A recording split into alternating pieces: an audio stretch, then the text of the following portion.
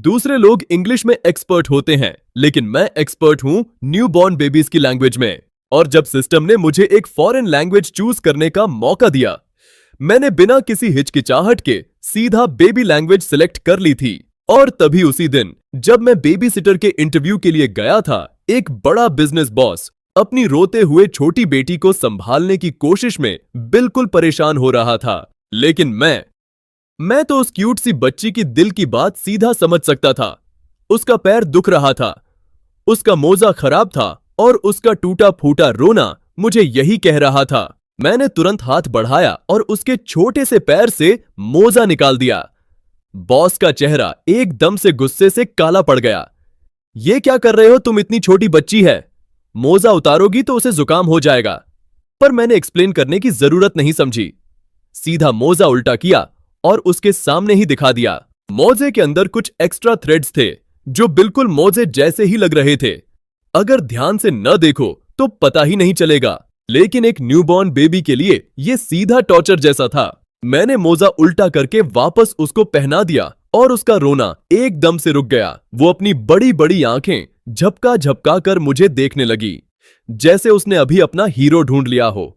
और उसके छोटे से मुंह से एक प्यारी सी हंसी निकल आई। बॉस का अनॉयड सा चेहरा एकदम से फ्रीज हो गया और उसकी जगह एक ऐसा शॉक ले आया जो वो छुपा ही नहीं पाया। मैंने दूसरा मोजा भी निकाला और उसे भी उल्टा करके उसको दिखा दिया। मोजे के अंदर वाले एक्स्ट्रा थ्रेड्स बाहर वाले जैसे ही कलर के थे, इसीलिए बड़ों को तो कभी पता ही नहीं चलता। पर बच्चों की स्किन इतनी सेंसिटिव होती है कि यह थ्रेड उनकी उंगलियों में चुभ सकता है और अगर ज्यादा सीरियस हो जाए तो ब्लड सर्कुलेशन तक रुक सकता है। इसीलिए मोजा हमेशा उल्टा करके पहनाना पड़ता है। वो आदमी थोड़ी देर चुप रहा, फिर उसने सर हिलाया जैसे लेसन सीख लिया हो, लेकिन उसके बाद उसने फिर से आईब्राउज टेढ़ी की। आखिर 30,000 युएन का मोजा भी काम नहीं आया। अगली बार 50,000 वाला ट्राई करेंगे। ये सुन के मैं तो 5 सेकंड के लिए सीधा फ्रीज हो गया। मतलब इतना सा मोजा भी 30,000 युएन का था। तो ये है वो लेजेंडरी रिच लोग जिनके बारे में सुनते थे। तभी रूम का दरवाजा हल्के से खुला और एक सॉफ्ट फीमेल वॉइस गूंजी, चाओ फोंग, क्या एमएम भूखी है या फिर तुम्हारे जैसे जिद कर रही है? मैंने अभी अभी रोने की आवाज सुनी थी। वो औरत जल्दी से अंदर आई और डिंग चाओ फोंग की गोद से बच्ची को ले लिया। पर जैसे ही उसने देखा, आइम इम की नजरें सीधा मुझ पर टिकी हुई थीं। वो बच्ची मुझे देखकर मुस्कुरा रही थी। क्या हुआ इम, ये डीडी पसंद आ गई क्या तुम्हें? टीथिन थिन की आंखों में मुझे देखकर मां जैसा प्यार साफ झलक रहा था। सच कहूं तो मैं अभी सिर्फ 16 साल का था। देखने में एकदम हाई स्कूल का स्टूडेंट लग रहा था। उसने आइम का हाथ पकड़ा और मुस्कुराकर मुझे देखा।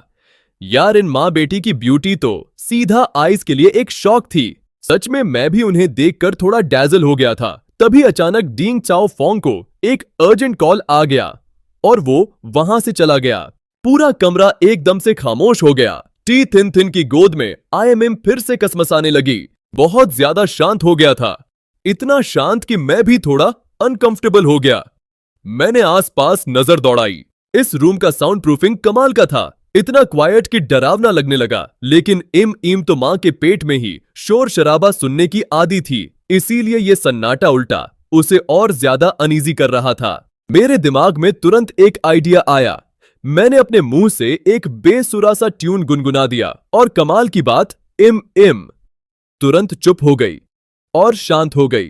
वो अपना छोटा सा सर टेढ़ा करके ध्यान से सुन रही थी और उसके छोटे छोटे हाथ हवा में मुट्ठी बनाकर हिलने लगे और फिर वो मुस्कुरा दी। टी थिन थिन की नजरें मुझे शौक से अब खुशी में बदल गई थीं। जैसे ही मेरा गुनगुनाना रुकता, इम फिर से कसमसाने लगती तो मैंने वापस गुनगुनाना शुरू कर दिया और बच्ची फिर से चुप होकर सुनने लगी। टी थिन थिन मुझे अब किसी एलियन जैसे देख रही थी। मैंने जल्दी से एक्सप्लेन करना शुरू किया। ये रूम बहुत ज्यादा क्वाइट है दीदी। आइम को मां के पेट के अंदर का शोर सुनने की आदत थी। अब उसे व्हाइट नॉइज चाहिए ताकि उसे सेफ फील हो। टी थिन थिन धीरे धीरे एमएम को थपथपाते हुए सर हिलाने लगी, सोच में डूब गई। फिर मुझे देखकर बोली, इतनी छोटी एज में इतना कुछ समझते हो, जरूर बहुत स्ट्रगल किया होगा तुमने। मेरा दिल एक बार धक से रह गया। क्या वो मुझे छोटा समझकर रिजेक्ट करने वाली थी? मैंने तुरंत एक इनोसेंट सी स्माइल दिखाई उनकी तरफ। जी डीडी, जो भी स्ट्रगल था वो अब खत्म हो चुका है। अब तो बस अच्छा ही अच्छा है। डिंग, फैमिली बहुत बड़ा बिजनेस चलाता था, इसीलिए टी थिन थिन भी बहुत बिजी थी। वो आई एम के साथ ज्यादा देर नहीं रह पाई कि उसे भी एक अर्जेंट कॉल आ गया, तो बच्ची मुझे वापस मिल गई। मुझे बच्चों से बहुत प्यार था, पर बेबी को गोद में लेने का एक्सपीरियंस जीरो था, इसीलिए मैं एकदम लकड़ी जैसा स्टिफ हो गया। बहुत जोर से पकड़ूंगा तो बेबी को चोट लग सकती थी और फिर मुझ पर बहुत बड़ा ब्लेम आता। मैंने धीरे से अपनी गोद में देखा। आइम की आंखें बड़ी और चमकती हुई थीं, एकदम काली और स्मार्ट लग रही थीं। इतनी तरह से देखे जाने पर मेरा दिल बिल्कुल पिघल गया, तो मैंने बच्ची के साथ थोड़ा निगोशिएट करना शुरू किया। बेटा, थोड़ा पेशेंस रखो, कुछ भी परेशानी हो तो सीधा रो देना एक बार, मैं सब समझ जाऊंगा। बस थोड़ा सा रो लेना, लेकिन ज्यादा देर तक मत रोना, क्योंकि मैं अभी प्रोबेशन पीरियड में हूं। अगर ज्यादा देर रोई तो मुझे नौकरी से निकाल देंगे, फिर क्या होगा? मैं ऐसे ही बकबक करता रहा और बच्ची मेरी बातें सुनते सुनते मुस्कुराने लगी। उसने तो अपनी लार भी टपका दी। मुझे भी हंसी आ गई। देखो मिस, हंस दिया ना? तो तुम्हें भी गॉसिप सुनना पसंद है ना? लेकिन ये तो एकदम उल्टा है। उन सीईओ रोमांस नॉवेल्स से जो मैंने पढ़े थे, उनमें तो हीरो हमेशा कोल्ड और कम बोलने वाला होता था और उसे सबसे ज्यादा नफरत थी किसी के कान के पास बकबक करने से। तुम्हें तो बड़ी होकर अपनी मां जैसी कूल सीईओ बनना होगा, फैमिली बिजनेस संभालना होगा। अरे नहीं नहीं, छोड़ो ये सब, तुम जैसी हो वैसी ही अच्छी हो, किसी बनने की जरूरत नहीं। मैंने हल्के से आई एम के गाल चिमटे। इतने सॉफ्ट और स्मूथ, सच में दिल ही निकल जाए, इतनी क्यूट थी वो। तभी डिंग चाओ फोंग एक कंप्यूटर स्क्रीन को गौर से देख रहा था जो बटलर अभी ले आया था। वो हैरान होकर पूछा, क्या ये लड़का पूरी शाम ऐसे ही बकबक करता रहा बच्ची के साथ? बटलर ने कॉन्फिडेंटली सर हिलाया। जी बिल्कुल सर, मैंने 5 गुना स्पीड पे देखा। उसने पूरे शाम ट्यू थिन किम को गोद में लिए रखा और छेड़ता रहा। बच्ची भी पूरा टाइम हंसती रही। बीच में उसने 250 रोबोट से इंग्लिश में फाइनेंस रिपोर्ट भी सुनवाई। पूरी शाम में बच्ची सिर्फ 2 बार रोई और हर बार 5 सेकंड से भी कम टाइम तक रोई। बटलर ने बहुत सीरियस टोन में ऐड किया, एग्जैक्ट एवरेज तो 4.86 सेकंड था सर। ये तो सीधा कोई गॉड लेवल बेबी सिटर मिल गया था, जैसे इसके दिमाग में ही बच्ची की फीलिंग्स का एक्सेस हो। पहले तो सब जानते थे कि ये बेबी इतनी फसी और हैंडल करना मुश्किल थी। कंप्यूटर स्क्रीन पे अलग अलग पैनल्स थे जो बेबी रूम का हर कॉर्नर क्लियरली दिखा रहे थे। एक भी चीज मिस नहीं हो रही थी। वॉल्यूम थोड़ा ज्यादा करते ही मोबाइल स्क्रीन पे सब कुछ क्लियरली दिखने लगा। उस वक्त मैं एआई से न्यूबॉर्न को नहलाने का तरीका ढूंढ रहा था। आखिर उस शैम्पू और सोप स्टैंड का क्या यूज है जो बेड के किनारे रखा था? पुराने बेबी सिटर ने काम हैंडओवर तो किया था, पर उसने एक पूरा पीपीटी भी बना के दिया था। उसमें इस महीने आई एम की हर एक्टिविटी का सुपर डिटेल्ड रिकॉर्ड था, हर एक्सपीरियंस नोट किया हुआ था। बेबी रूम में एक ऐसा एआई रोबोट भी था जो अभी तक मार्केट में लॉन्च ही नहीं हुआ था। बस एक आवाज लगाओ और वो सीधा फॉलो करने लगता था। उसके सर पे एक स्मार्ट स्क्रीन थी जिसमें हाथ से या वॉइस कमांड से डेटा एंटर कर सकते थे। फिर वो ऑटोमेटिकली अगले सोने और खाने के लिए साइंटिफिक स्केड्यूल बना देता था। बहुत ही स्मार्ट डिवाइस था। पुराने बेबी सिटर ने मुझे बार बार यही समझाया था। इम दूध पीने में बहुत फंसी थी। उसकी बॉटल और निपल कभी फिक्स नहीं रहती थी। सबसे मुश्किल बात यह थी कि बच्ची का कोई फिक्स्ड पैटर्न ही नहीं था। हर बार दूध पिलाने से पहले कई अलग निपल रेडी रखने पड़ते थे। सिचुएशन के हिसाब से बदलते रहना पड़ता था। ये सुन के मेरी तो आंखें खुली रह गईं। दिल ही दिल में सोच रहा था, ये इतनी क्यूट और सॉफ्ट सी बच्ची, ये तो इतनी फसी लगती ही नहीं है। शायद सच ही है कि दिखने से कभी सही अंदाजा नहीं लगाया जा सकता। डर डर के मैं धीरे से मिल्क पाउडर घोल रहा था, एक निपल चूज करके जो मुझे मिस की पर्सनैलिटी के हिसाब से परफेक्ट लग रहा था। मैंने वो लगा दिया। तभी पास खड़ा रोबोट 250 अचानक पास आया और पिछले 42 दिन के मिल्क फीडिंग डेटा के बेस पे बोलने लगा। शाम 5 से 5:30 के बीच। मिस यूजुअली निपल को कोऑर्डिनेट पॉइंट 3-4 पर प्रेफर करती हैं। मेरा दिमाग तो एकदम कंफ्यूज हो गया। बस दूध पिलाना है भाई, इसमें कोऑर्डिनेट सिस्टम कहां से आ गया? मैंने दीवार पे लगी एक ट्रांसपेरेंट ग्लास कैबिनेट की तरफ देखा। उसमें हर तरह के निपल डिस्प्ले थे। मैंने कैबिनेट खोला, तीसरी रो, चौथा कॉलम वाला निपल निकाला, फिर अभी बनाई बॉटल को वार्मर शेकर में रख दिया। इम उस वक्त बेड पे लेटी हुई थी। अभी तक पलटना नहीं सीखा था उसने, पर फिर भी मैं उसे ज्यादा दूर जाने की हिम्मत नहीं कर रहा था। तुरंत वापस भाग कर आया। मैंने कभी इतनी छोटी बेबी को नहलाया नहीं था, इसीलिए उस शाम मैंने क्रैश कोर्स जैसा कुछ सीखा था। उस वक्त ऐसा लग रहा था जैसे कोई एग्जाम दे रहा हूं। चेहरे पे टेंशन, हर स्टेप इंस्ट्रक्शंस के हिसाब से सीरियस तरीके से फॉलो कर रहा था। फोन पास ही रखा था जिसमें बेबी केयर वाला ट्यूटोरियल वीडियो चल रहा था। सॉफ्ट टॉवल हाथ में लेके मैं वीडियो के एक एक स्टेप को केयरफुली फॉलो कर रहा था। जब गॉज से उसकी जुबान साफ करने लगा तो बच्ची खुद अपनी जुबान बाहर निकालकर चाटने लगी। वो छोटी सी पिंक जुबान बिल्कुल फ्लेक्सिबल थी। मेरा दिल इतनी क्यूटनेस से पिघल गया कि मैं अंदर ही अंदर चिल्लाने लगा, बिना आवाज निकाले। आखिर मुझे समझ आ गया कि कहानियों में मॉन्स्टर्स बच्चों को खाने के पीछे क्यों भागते थे। मैंने एक सॉफ्ट टॉय कैबिनेट खोला और सबसे क्यूट वाला टेडी निकाला। फिर आई एम को क्रिब में रखा और साइड के बार्स ऊपर कर दिए। मैं उसकी वार्डरोब में गया। सच में हैरिस की तरह कपड़ों का इतना बड़ा कलेक्शन था। मैं एक अलमारी से दूसरी अलमारी तक ढूंढता रहा, आउटफिट पे आउटफिट ट्राई करता रहा। लगने लगा जैसे कोई ड्रेसअप गेम खेल रहा हूं। बहुत सोच के आखिर मैंने डिसाइड किया कि वो वाला आउटफिट कल के लिए सेव कर दूंगा। मैंने आइम को एक टेडी बेयर वाली पजामा पहनाई जिसमें 2 क्यूट ईयर्स ऊपर की तरफ खड़े हुए थे। उसका छोटा सा चेहरा एकदम व्हाइट बन जैसा लग रहा था। उसके छोटे छोटे हाथ स्लीव्स के अंदर आराम से थे। अब उसे खुद अपने आप को खरोंचने का चांस ही नहीं मिलेगा। इम एकदम चुपचाप लेटी रही। जब मैं उसे ड्रेस कर रहा था मैंने उसकी हथेली सहलाई तो वो आंखें बंद करके चकल करने लगी। होआ होआ, वो अपने छोटे छोटे मुट्ठियों को हिलाते हुए आवाज निकालने लगी। उसकी काली काली आंखें मुझे लगातार देख रही थीं। ओह, बेबी को तो भूख लगी थी। मैंने जल्दी से वार्मर से बॉटल निकाली, बाइप पहनाया और निपल उसके मुंह में लगा दी। बच्ची तुरंत गल्प गल्प पीने लगी। ये क्या बॉटल पिकी होने का, निपल चूजी होने का कुछ नहीं था भाई, सब क्लियर था। तभी 250 ने अचानक बोला, मिस ने एक नया अचीवमेंट अनलॉक कर दिया, मिल्क फीडिंग में 0 फसीनेस। मैंने बॉटल पकड़े पकड़े क्यूरियसली पूछा, इतना बड़ा डील है क्या ये? पहले क्या होता था? 250 की डिजिटल आवाज गूंजी। मिस की पहले की सबसे जल्दी फीडिंग में भी 3 अलग निपल्स ट्राई किए गए थे। जब आई एम पीना खत्म कर चुकी, मैं एम्प्टी बॉटल लेके तुरंत और पूछने लगा, बेटा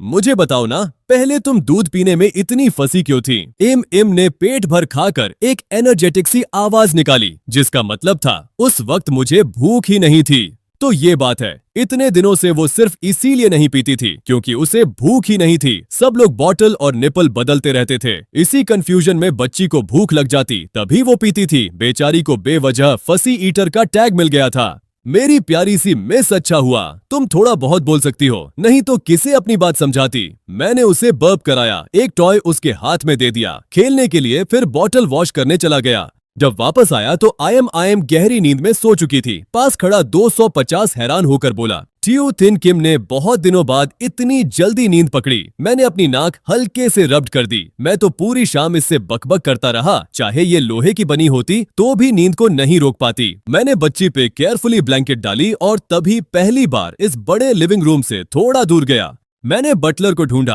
ताकि रिपोर्ट दे सकूं। उस शाम डियंग चाओ फोंग ने सर्वेलेंस कैमरा चेक की। पता चला कि मैंने सिर्फ 5 सेकंड में रोते हुए आई एम को शांत किया था। ये सुनकर डियंग चाओ फोंग की आईब्राउज एकदम ऊपर उठ गईं। उसने बटलर को बोला कि ये बात मैडम को भी बता दी जाए। लगता है मैंने ये टेस्ट पास कर लिया था। तभी टी थिन मेकअप करके निकली ही थी। बटलर की रिपोर्ट सुनते ही सीधा बेबी रूम की तरफ भागी।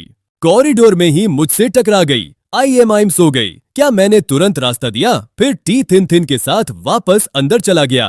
इतनी जल्दी सो गई। वो बहुत हैरान दिख रही थी। आज कैसा रहा? आई एम ज्यादा रोई तो नहीं, मैंने सीधे सीधे जवाब दिया। आई एम बहुत अच्छी रही। दीदी दूध पीने के बाद सीधा सो गई, आज बिल्कुल भी फंसी नहीं थी।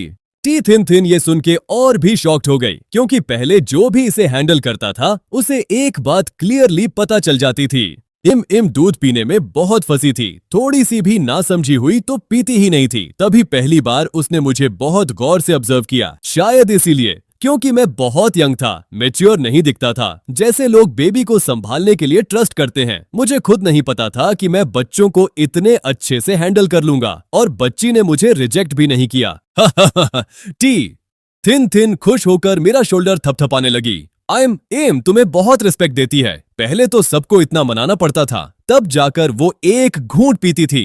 टी थिन थिन क्रिब के पास आई, कभी गाल चिमटी, कभी छोटे छोटे हाथ सहलाती, उसका गोलमोल चेहरा एकदम मोमो जैसा बनाने लगी। जब तक बेबी उठने ही वाली थी, तब कहीं जाकर उसने हाथ रोका। तुम्हें बहुत टेंशन हुई होगी, कुछ भी चाहिए हो या फेमिलियर न लगे तो बटलर को जरूर बता देना। वैसे तो तुम अभी प्रोबेशन पे हो, लेकिन उसके बाद उसने एक जेन्युइन बात ऐड की, पर्सनली मैं चाहूंगी तुम यहाँ लंबे टाइम तक रहो। मैंने तुरंत सर हिलाया, जी दीदी, थैंक यू ट्रस्ट करने के लिए। थोड़ी देर बाद मुझे आई एम के रोने की आवाज से नींद खुल गई। मेरा दिल एकदम धड़क गया। मैं जल्दी से क्रिब की तरफ भागा। 250 कामली अनाउंस कर रहा था, ट्यू थिन किम ने पूरे 9 घंटे सो लिए हैं। अब तक ये 5 सेकंड से रो रही है, लेकिन 7वें सेकंड पे अचानक रोना रुक गया। पता चला आई एम अपनी नैपी के डिस्कम्फर्ट से इरिटेट हो रही थी। मैं तुरंत समझ गया, चलो बेटा तुम्हारा नैपी चेंज कर देते हैं। हम दोनों के बीच कम्युनिकेशन एकदम स्मूथ था, फास्ट और एक्यूरेट।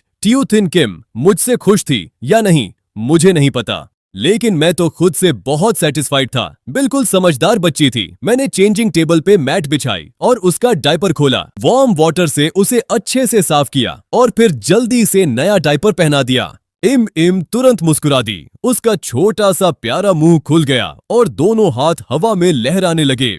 फिर उसने मेरी उंगली कसकर पकड़ ली, छोड़ने का नाम ही नहीं ले रही थी। मैंने बहुत कंट्रोल किया अपनी मुस्कान रोकने के लिए। मैं दिल ही दिल में सोच रहा था, दूसरे की बच्ची के साथ इतना अटैच्ड होना ठीक नहीं, लेकिन कोई बात नहीं, अब तो ये बच्ची मेरी रिस्पॉन्सिबिलिटी है, तो इसे अपना ही समझ लो। मैं सुबह की साफ सफाई शुरू करने ही वाला था कि 250 ने बहुत अलर्ट होकर रिपोर्ट किया। स्टैटिस्टिक्स के हिसाब से मॉर्निंग रूटीन के दौरान ट्यू थिन किम एवरेज 3 बार रोती है। मैंने सोच लिया, डायपर और कपड़े बदलना तो सीधा एक चैलेंज है। तुम एक लेवल अच्छे से क्रॉस कर चुके हो। पता नहीं 250 को कैसे प्रोग्राम किया गया है, बीच बीच में बिल्कुल बोर करने वाली बातें भी बोल देता है। थोड़ा इम्प्रेसिव है, पर उतना भी नहीं, सिर्फ एक सेफ लेवल क्रॉस करना ही। पर उसकी आवाज सुन के मेरी रूह कांप जाती है, जैसे कोई सर्वाइवल गेम खेल रहा हूँ। मैं इस सिस्टम पे भरोसा नहीं करने वाला। सुनो भाई, मैं बेबी लैंग्वेज का लेवल 10 स्कॉलर हूँ। जो चीज कम्युनिकेट हो सकती है वो तो छोटी बात है, लेकिन नतीजा बिल्कुल वही निकला जो 250 ने बोला था। लिप बाल्म लगाते ही आई एम की छोटी छोटी आईब्राउज सिकुड़ गईं। उसकी आंखें लाल होने लगीं। मेरे अंदर अलार्म बजने लगा, डेंजर अलर्ट, फेस क्राइसिस। वाह! जैसे ही उसका रोना शुरू हुआ, मैंने तुरंत एक हल्का गीला क्लॉथ उठाया, फिर केयरफुली उसके फेस से लिप बाल्म हटा दिया। इफेक्ट तुरंत दिखा। आई एम रोना तो बंद हो गई, लेकिन उसका मुंह अभी भी थोड़ा कसा हुआ था, आंखों में पानी था। देखकर दिल दुख गया। मुझे बहुत बुरा लगा। मैंने जल्दी से उसे गोद में ले लिया। मुड़कर देखा तो 250 की स्क्रीन पे एक मैंने ना कहा था वाला स्मग एक्सप्रेशन आ गया था। मुझे भी गुस्सा आ गया। आई एम को ये वाला लिप बाल्म पसंद नहीं है, इसे नोट कर लो और दूसरा टाइप ले आना, आगे से ये वाला मत लाना। 250 की स्क्रीन फ्लैश करने लगी। सच में ये तो 2 बार चेंज हो चुका है, या फिर मिस को बस किसी भी चीज का अप्लाई होना पसंद ही नहीं है। उसने बिल्कुल एक्सप्रेशनलेस फेस से मुझे देखा। मैंने कहा, मेरा सर ले लो। ये खुद टायू TH ने अपने मुंह से बोला है मुझे। 250 ने 2 बीप की आवाज निकाली, फिर सीरियसली मना कर दिया, तुम्हारा सर लेने की जरूरत नहीं है, ऐसा करना थोड़ा लॉ के अगेंस्ट हो सकता है। फिर भी उसने केयरफुली नोट कर लिया। 250 ने अपना एनालिसिस सिस्टम स्टार्ट किया। काफी देर सिलेक्ट करने के बाद एक नया लिप बाल्म फाइनलाइज किया और गर्व से अनाउंस किया, मेरे स्क्रीनिंग और एलिमिनेशन प्रोसेस के हिसाब से मैंने 5 नए लिप बाल्म शॉर्टलिस्ट किए हैं। गारंटी है कि मिस को सब पसंद आएंगे। वो थोड़ा रुका, फिर मुझे कॉपी करते हुए बोला, मेरा सर ले लो, अगर गलत हुआ। मैं थोड़ी शक की नजर से उसे देख रहा था। अगले दिन 250 का पार्सल आ गया। मैंने केयरफुली पैकेज खोला, डिसइंफेक्ट किया, फिर 250 की एक्साइटेड सी नजरों के सामने उसे ले गया। मैंने बिना सोचे एक रैंडम लिप बाल्म लेकर आई एम के लिप्स पे ट्राई किया। तुरंत ही उसका छोटा सा फेस ट्विस्ट हो गया। नेकेड आई से ही पता चल रहा था कुछ गलत है। उसका मुंह कसना शुरू हो गया। रोने से पहले वाली स्टेज मैंने लाइट स्पीड से उसे तुरंत क्लीन कर दिया। फिर बिना किसी इमोशन के 250 की तरफ मुड़कर हाथ बढ़ाया। ले अपना सर दे दो। 250 की स्क्रीन पे एकदम पैनिक वाला आइकॉन फ्लैश होने लगा। मेरा कसूर इतना बड़ा नहीं था कि सर कट दिया जाए। वो क्राइंग आइकॉन दिखाने लगा। फिर दोबारा कैलकुलेशन के लिए अपना प्रोग्राम रीस्टार्ट करने लगा। आखिरकार स्क्रीन पे एक लाइन आई। बाकी 4 में से मैंने एक और ऐड किया है। मैंने 182 केमिकल इंग्रेडिएंट्स कंपेयर किए हैं मिस की प्रेफरेंसेस और उसके दूसरे प्रोडक्ट्स के इंग्रेडिएंट्स के साथ क्रॉस चेक करके, और फाइनली इस प्रोडक्ट को फाइनलाइज किया है। इस बार तो सोने के लिए कहा भी तो अपना सर कभी नहीं दूंगी। वो चुपचाप एक साइड खड़ा होके देखता रहा जब मैं आई एम को लिप बाल्म लगा रहा था। असल में बच्ची को सिर्फ उसी स्मेल से प्रॉब्लम थी, किसी एलर्जी से नहीं। लेकिन अगर लिप बाल्म न लगाएं तो सलाइवा से हो रहा रैश उसे दर्द और इरिटेशन देता था। इसीलिए चाहे वो रोई भी, एक अच्छा लाइप बाल्म ढूंढना जरूरी था। लेकिन मानना पड़ेगा, इस बार लगाने के बाद आई एम बिल्कुल नहीं रोई। 250 ने लंबी सांस ली और आई एम के लिप बाल्म का इंग्रेडिएंट लिस्ट दोबारा फोल्ड करके रख दिया और केयरफुली अपनी छोटी सी नोटबुक में एक लाइन और ऐड कर दी। 3 दिन का प्रोबेशन अच्छे से निकल गया और मुझे इन्फॉर्म किया गया कि मैं ऑफिशियली हायर हो गया हूँ। बटलर ने मुझे 1 लाख युआन की मंथली सैलरी दी, हर महीने 2 फिक्स्ड ऑफ डेज। लेकिन कंडीशन ये थी कि खाना, नींद और मिस की हर एक्टिविटी का पूरा ख्याल रखना है और कोई मिस्टेक बिल्कुल अलाउड नहीं है। इतनी बड़ी सैलरी सुनकर मैं तो शॉक्ड रह गया, मतलब मैडम का, कि मैं रोज आई एम के साथ खेल भी सकता हूँ और इतनी बड़ी सैलरी भी मिल रही है। बिल्कुल भी मुश्किल नहीं है सर मैडम, क्या आप 10 बच्चे और दे सकते हैं? मुझे मैं पूरी जिंदगी संभालूंगा। मैं डीएंग फैमिली के घर में ही रहता खाता था, एक पैसा भी एक्स्ट्रा खर्च नहीं था। अचानक मेरे मन में एक बहुत बड़ा सपना जाग गया। आई एम को बड़ा करके एक शुभ दिन चूज करके इस मोटी सैलरी से खूब मस्ती करूंगा। Wow wow wow! इम ने कुछ आवाजें निकाली। मेरा सपना सीधा बीच में कट कर दिया। उसका छोटा सा मुंह खुल गया, दोनों हाथ हवा में हिलाते हुए जैसे मेरी स्लीव को पकड़ने की कोशिश कर रही हो। ये तो थोड़ी होशियार हो गई है, पैसिफायर मांग रही है। ये तो मैंने एक साफ किया हुआ पैसिफायर उठाया जो पास ही था, सीधा उसके मुंह में लगा दिया। आई एम की क्यूट सी शक्ल देखकर मैं कंट्रोल नहीं कर पाया और अपनी उंगली भी उसके पास ले गया, सीधा पैसिफायर के होल में डाल दिया। तभी अचानक मेरे पीछे से रोबोट 250 की आवाज आई। फील कैसा हुआ? मैंने तुरंत हाथ खींचा, थम्स अप दिखाते हुए बोला, एकदम परफेक्ट एडल्ट लेवल पैसिफायर है। रोबोट 250 तुरंत पीछे हट गया, डर के मारे अपना हाथ वापस खींच लिया जो वो ट्राई करना चाहता था। अगले ही सेकंड उसका एक्सप्रेशन कंफ्यूज्ड हो गया। फिर उसकी स्क्रीन पे अचानक एक इनकमिंग कॉल नोटिफिकेशन फ्लैश होने लगी।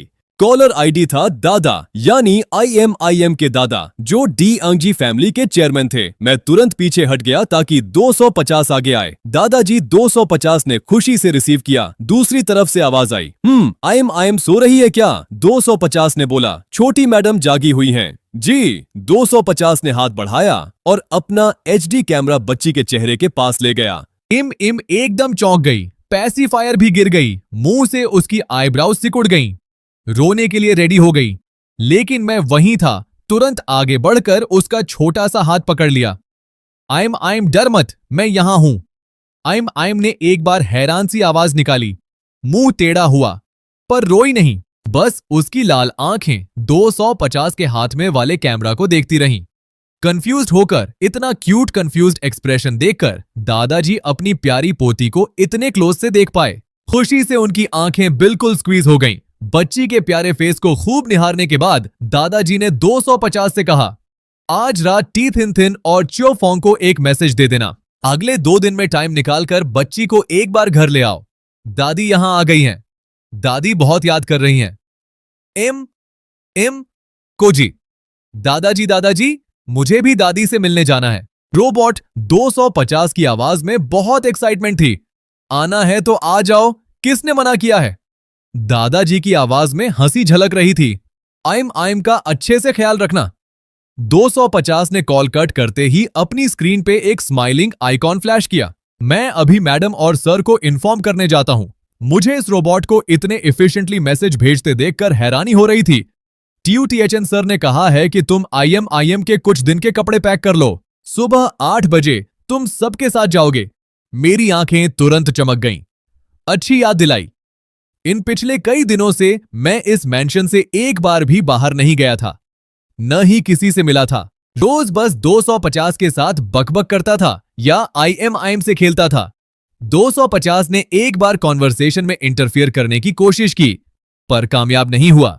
उसे लगा जैसे वो आइसोलेट हो गया, तो वो खुद ही बोल पड़ा। आज बाहर का टेम्परेचर 18 डिग्री है। North west wind level 2 UV level 2 TU थिन किम को धूप में ले जाया जा सकता है। मैं भी बाहर जाना चाहता था, पर खुद से डिसाइड करने की हिम्मत नहीं थी। तभी 250 ने सपोर्टिव बात बोली। मैं तुरंत अग्री हो गया। चलो, मैंने IM का छोटा सा हाथ पकड़ा। मैं तुम्हें धूप दिखाने बाहर ले जाता हूं, ठीक है ना? इम ने अपने दूध की खुशबू वाले हाथ हिलाए। ए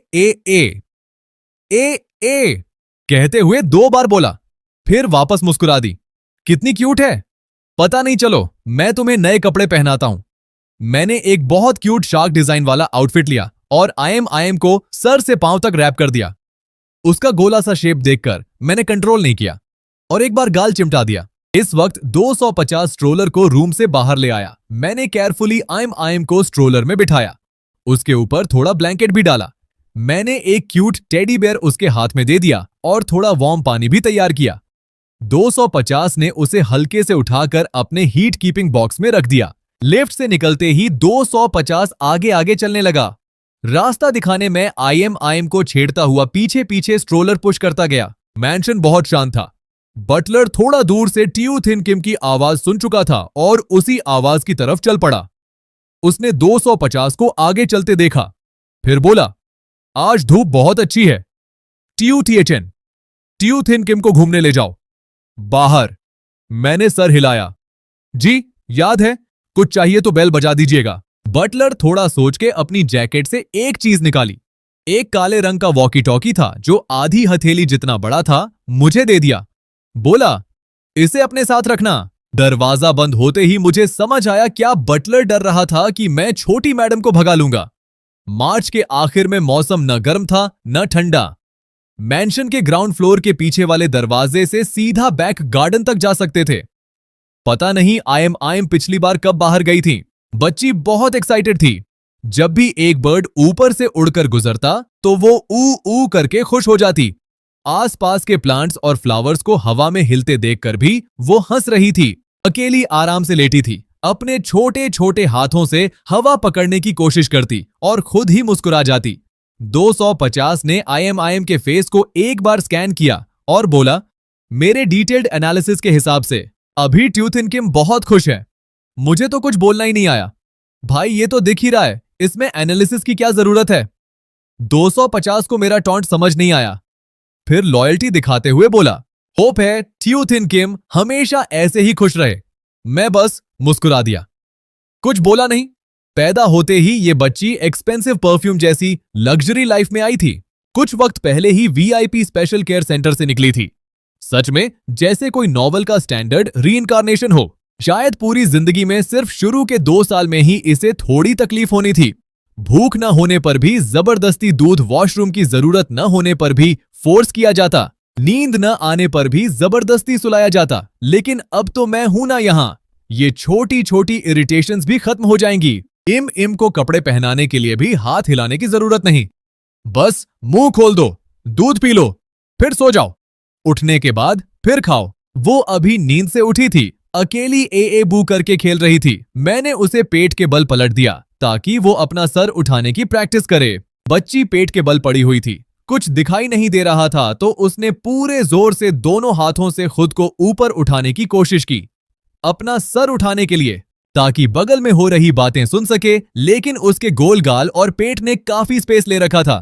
थोड़ी देर हाथ टिकाए रखने के बाद थक गई और गाल सीधा बेड पे गिर गया। मैं 250 से डिस्कस कर रहा था, कल IM को रेड आउटफिट पहनाएं, फॉर गुड वाइब्स, या कैट डिजाइन वाला क्यूट आउटफिट पहनाएं। तभी बेबी रूम का दरवाजा किसी ने खोल दिया। थिन थिन ने बस अपना सर अंदर डाला।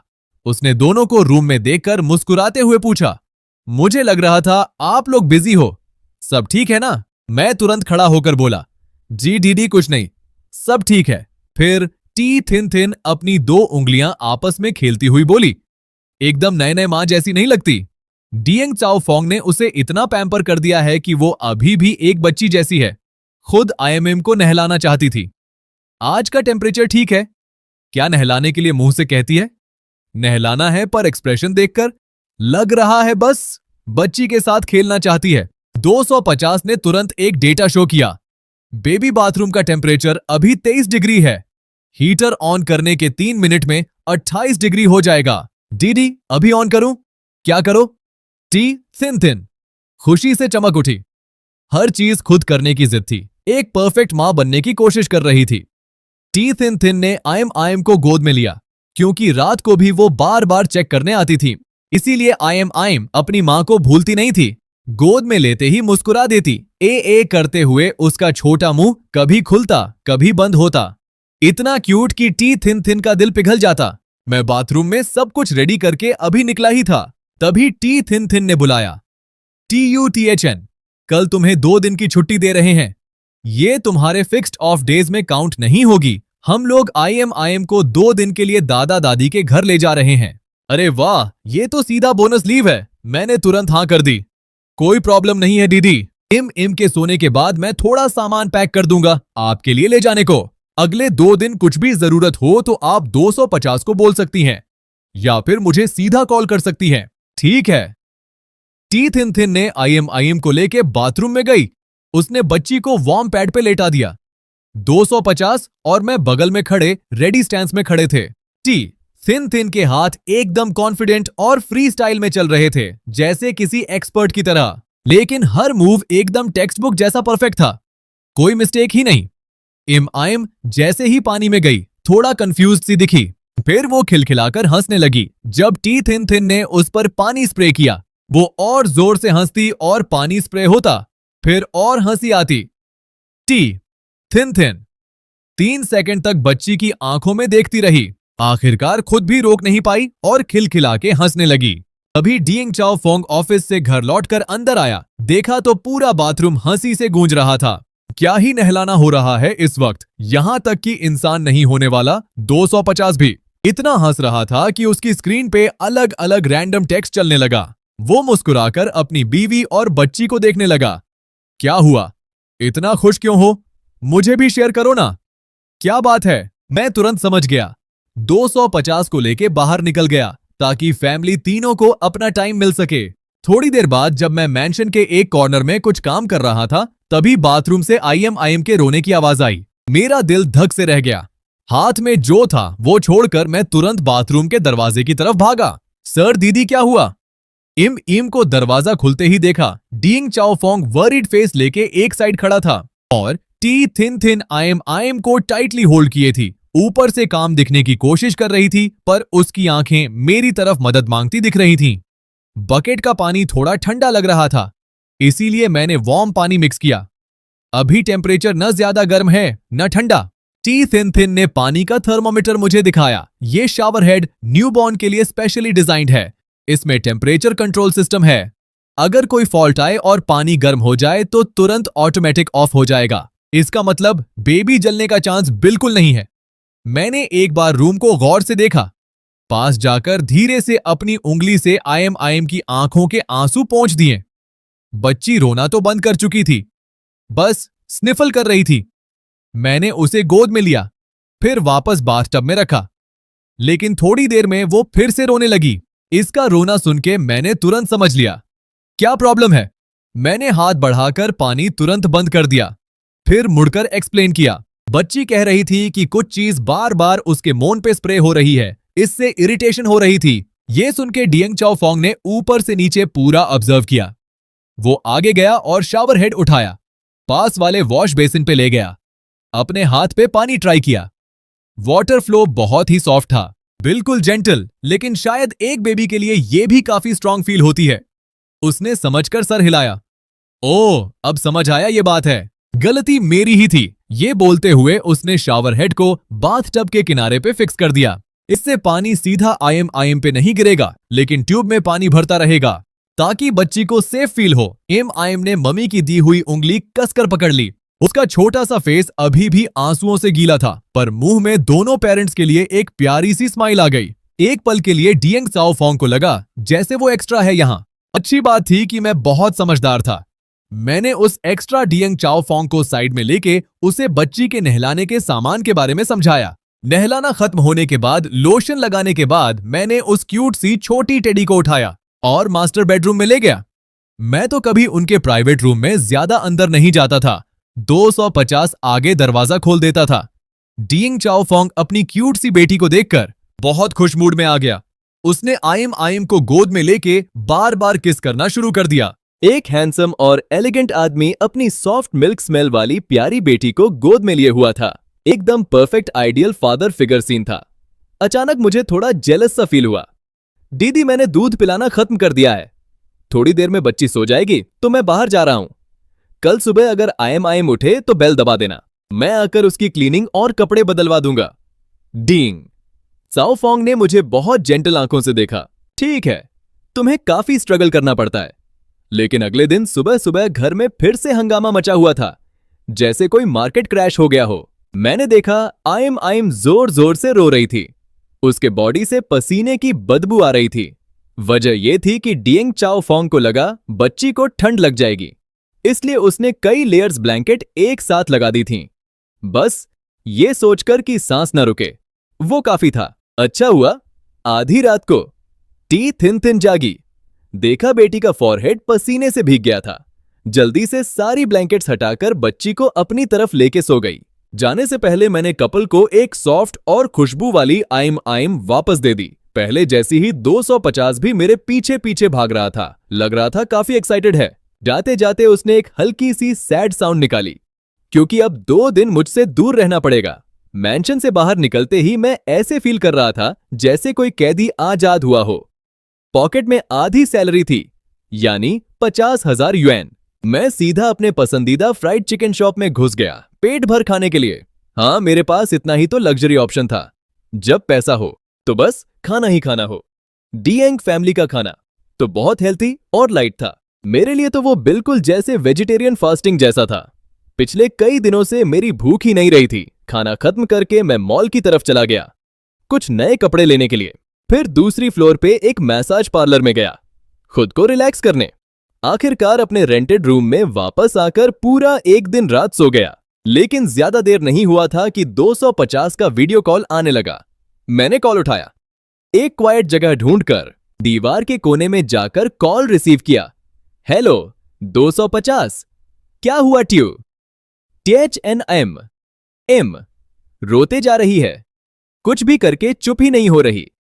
250 का फेस रिकॉग्निशन सिस्टम हर इमोशन को 3 बार स्कैन कर चुका था, फिर भी कोई रीजन समझ नहीं पाया। इसीलिए उसे खुद यूजलेस फील हो रहा था, क्योंकि TIUTH की मदद नहीं कर पा रहा था। तो वो half sad half panic mode में था।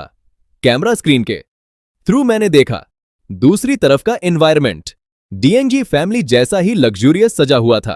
पीछे से IM का रोना आ रहा था। आवाज सुनते ही मेरा ब्रेन ऑटो ट्रांसलेट कर देता। बहुत लोग स्ट्रेंज थे, सब बहुत वार्म कपड़े पहने थे। ये सुनकर लगा कोई बड़ी बात नहीं, कोई इमरजेंसी नहीं है। मैंने राहत की सांस ली। 250 फोन डिएंग चाओ फोंग को दे दो। थोड़ी देर में डिएंग चाओ फोंग का फेस स्क्रीन पे आया। THNM को क्या हुआ है? नॉर्मली भी ऐसा करती है क्या? अगर पहले कभी नहीं किया तो स्ट्रेंजर से डर गई होगी। आप उसे टाइटली होल्ड कर लो, अपनी गोद में ले लो, और जो लोग आस पास हैं उन्हें थोड़ा पीछे करवा दो। बच्ची सिर्फ डर गई है। दूसरी तरफ से कुछ क्लिकिंग साउंड्स आने लगीं। थोड़ी देर बाद टी थिन थिन और IM दोनों स्क्रीन पे वापस आ गए। IM अब रोना बंद कर चुकी थी।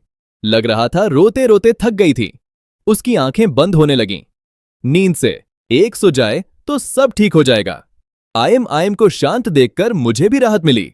डिएंग फैमिली की हवेली में दादाजी ने अपनी पोती को रोते देखा। आगे आने की कोशिश की, लेकिन दादी ने उन्हें रोक दिया। पहले मैं पोती को देख लूं, फिर तुम्हारी बारी। डिएंग फैमिली की इस जनरेशन की एक ही खून की पोती थी। एक की एकमात्र पोती, दोनों दादा दादी उसे सोना चांदी से ज्यादा प्रेशियस मानते थे। डर था कहीं पोती और न रो पड़े। इसीलिए पूरे घर में कोई भी किसी चीज पे डिस्कशन करने की हिम्मत नहीं कर रहा था। लेकिन जब उन्हें पता चला कि बेबी सिटर सिर्फ 16 साल का है, दादाजी ने सीधा डियंग चाओ फोंग की तरफ उंगली करके डांटा। तुम अपनी कॉन्शियंस कहां छोड़ आए हो? एक बच्चे से इतना काम ले रहे हो। चाइल्ड लेबर की बात तो छोड़ो, वो खुद अभी बच्चा है, तो वो दूसरे बच्चे का अच्छे से ख्याल कैसे रख सकता है? लेकिन आई एम की बुआ डियंग सीसी हुआ इस वक्त मुझे लेके एक शब्द भी गुस्सा नहीं कर रही थी। और क्या बोले, जो बंदा वहां था ही नहीं, उसने सिर्फ 3 सेंटेंसेस में बच्ची को इतने अच्छे से शांत कर दिया। इसी का नाम रियल स्किल है। ये सच में टैलेंट है। डियंग सीसी हुआ का स्वभाव ही ऐसा था। जो भी अच्छा काम करे उसे तुरंत रिस्पेक्ट देती थी। और डियंग चाओ फोंग तो पहले से ही आदी था अपनी बहन के हाथों स्केपगोट बनने का। सिर्फ एक इंसान को पूरी सच्चाई पता थी, वो थी उनकी वाइफ। लेकिन वो अपने हस्बैंड को डांट खाते देखकर खुश थी, इसलिए उसने एक शब्द भी नहीं बोला। वो बस आई एम को गोद में लिए दोनों पेरेंट्स के साथ मस्ती करती रही। तो सियाओ फोंग ने भी चुप रहना ही बेहतर समझा। गुस्सा पी गया। वैसे अजीब बात थी, मैं और आई एम सिर्फ कुछ दिन से ही साथ में थे, फिर भी जब भी वो रोती मेरे दिल में बेचैनी होने लगती। ये ठीक नहीं है, इतना अटैच्ड होना ठीक नहीं। मैं खुद को मेंटली रिमाइंड कर रहा था, मुझे तो आगे बड़ी सैलरी कमानी है। अभी इतना पैसा कमाया है बेबी सिटिंग से, अब तो मस्ती करनी चाहिए। एक बच्ची मुझे क्यों रोक रही है? और वैसे भी ये दूसरों की बच्ची है, ये तो मेरा प्रोफेशन है। बस सबसे जरूरी टैबू है क्लाइंट से इमोशनली अटैच होना। मैं आराम से अपने रेंटेड रूम में एक पूरा दिन रात सो लेता था। बच्चों को संभालना सच में बहुत टायरिंग है, चाहे मेरे पास बेबी लैंग्वेज समझने वाली स्किल ही क्यों ना हो। तुरंत पता चल जाता था आई एम किस वजह से रो रही है। पर जब ये बात सोचता हूं तो खुद से थोड़ा गिल्टी फील होता है। मेरे दिमाग का आधा हिस्सा कहता था कि एक्स्ट्रा काम करना पड़ेगा, और दूसरा हिस्सा बार बार रिमाइंडर दे रहा था शांत रहने के लिए। एम रो रही है और मैं ही सिर्फ समझ सकता हूं, उसे मुझे वापस जाना ही पड़ेगा। जल्दी से वापस जाकर देखना होगा। और सच में आई एम मुझे बहुत रिस्पेक्ट देती थी। मुझे देखते ही तीसरे सेकंड में रोना बंद कर दिया। 5वें सेकंड तक उसका मुंह जो चार्जर पोर्ट जैसा खुला था वो बंद होने लगा। 9वें सेकंड तक बच्ची का फेस बिल्कुल काम हो गया। मुझे तो लगा जैसे मेरा यहां कोई रोल ही नहीं रह गया। बच्ची अब 3 महीने की हो गई थी।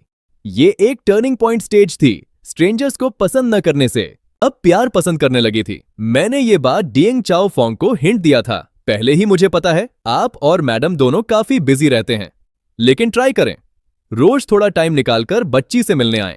अभी बच्ची फेमिलियर लोगों को पहचानना सीख रही है, नहीं तो आगे चलकर आई एम आप दोनों से अटैच्ड नहीं होगी। चाओ फोंग मुझ पे बहुत ट्रस्ट करता था, तब से रोज जल्दी ऑफिस से घर आकर आई एम के साथ खेलने लगता। लेकिन फिर भी आई एम हमेशा मुझसे ज्यादा अटैच रहती। जब देखती मैं उसे उठाना चाहता हूं तो खुद अपने हाथ आगे बढ़ा देती। मेरी गोद में आते ही तुरंत शांत हो जाती। चाओ फोंग के दिल में जरूर थोड़ा कॉम्प्लेक्स और दुख होता, लेकिन वो कभी बोल नहीं पाता था। क्या करे, काम और बेटी के बीच उसने खुद काम को प्रायोरिटी दिया था। इसका रिजल्ट भी उसे खुद ही भुगतना पड़ेगा। डियंग चाओ फोंग एक स्मार्ट आदमी था, ये बात वो किसी से बेहतर समझता था। उसकी आंखों में जो थोड़ी सी डिसअपॉइंटमेंट चमकी उसे तुरंत छुपा दिया, बहुत अच्छे से। जब एम मेरी गोद में आराम से लेटी होती, वो बस हल्की सी सांस लेता। एम तो तुम्हें बहुत पसंद करती है, TUTHN, इस घर को तो तुम्हारी जरूरत है। ये बस एक कैजुअल जोक था उनका। चाओ फोंग इतना मैच्योर था कि टेम्पररी जेलसी की वजह से कभी भी मुझे ब्लेम नहीं करता, लेकिन फिर भी ये बात मेरे दिमाग में एक अलार्म बजा देती थी। पिछले